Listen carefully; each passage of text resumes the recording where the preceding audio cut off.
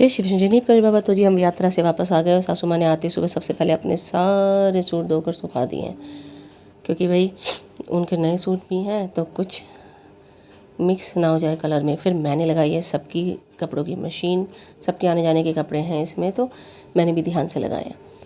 And मैं नहा ली हूँ। उसके बाद मैं जो जोत जगाऊंगी, इससे पहले मैं दिखा देती हूँ अपना सारा सामान, हालांकि मैं शॉर्ट्स में भी शेयर करूँगी। ये खाटू श्याम लिए हैं मैंने, अच्छी तरह से पॉलीथीन में पैक है। पॉलीथीन को काफ़ी टाइट मशीन से पैक किया गया ऐसा लग रहा है। और ये प्यारे से खाटू श्याम हमने, और ये शिवलिंग, होली वाले दिन सासू माँ से शिवलिंग टूट गया था तो मैंने न्यू ले लिया हमने, मतलब। एंड मार्केट से हस्बैंड ने लिया था, सासू माँ ने, इतना तो याद नहीं बट न्यू आ गया। एंड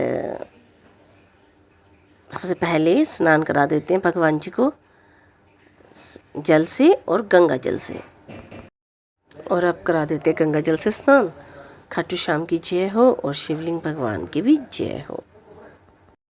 और अब जल्दी से घर में जोत जगा देते हैं। आज है संडे, तो संडे के दिन एक जोत बालकनी में भी जाएगी, क्योंकि संडे को बालकनी में भी जोत जगाते हैं सूरज भगवान की। और हमने खाटू श्याम जी को यहाँ बैठा दिया एंड शिवलिंग को भी स्थापित कर लिया अपने घर में। ये देखो, ये है सूरज भगवान की। सबसे पहले सूरज भगवान को नमस्कार किया, मंदिर में पूजा करने के बाद ये सूरज भगवान के दर्शन कर लें एंड जोत दिखा दी। अब थोड़ा सा जल चढ़ा के और खाटू श्याम का ना प्रसाद लाए हुए हैं, तो वही हमने थोड़ा सा सूरज भगवान को अर्पित कर दिया। धूप है, दीप है, थोड़ा सा दूध मिश्री भी है। तो पहले सारा भोजन सामग्री थोड़ा सा अर्पित करके फिर थोड़ा सा दूध एंड फिर से थोड़ा सा जल। थोड़ा सा मैंने मक्खन ब्रेड सबके लिए बनाया था, तो ये घी वाला मक्खन जो भी कुछ लगाया है, थोड़ा सा ब्रेड अर्पण कर दिया। हो गई संडे सूर्य भगवान की पूजा संपूर्ण। सूर्य भगवान को जल चढ़ा देंगे। ओम सूर्य देवाय नमः। हमारे 4 वेद हैं, उनमें सबसे पहला वेद है ऋग्वेद।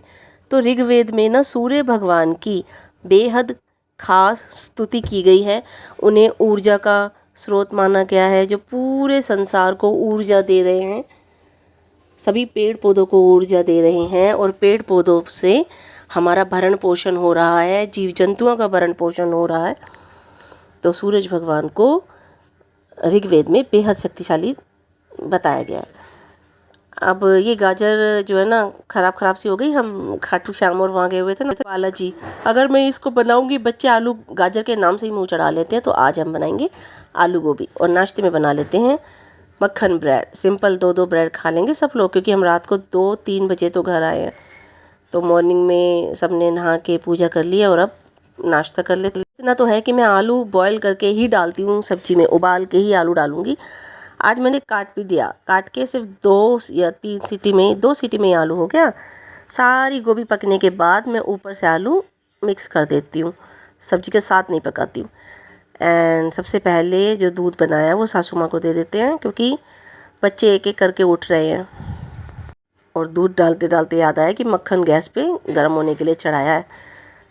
तो ये है कि मैंने कहा आप तो नाश्ता कर ही लो, बच्चे जब उठेंगे जब देखते रहेंगे। ये मैं किंचू को दे देती हूँ छोटी सी चाय, क्योंकि वो तो अभी ब्रश नहीं किया है, ऐसे ही उठा हुआ है, तो थोड़ी सी चाय वैसे ही ले। और रोक्सी को हम गए थे केयर टेकर के पास छोड़ के, ये तो आती है तो पागल सी हो जाती है। पागल तो कहने की बात है, कोई अपनी फैमिली से मिलता है तो ऐसे ही रिएक्ट करता है अगर वो एंथुसियाज्म से भरा हुआ हो।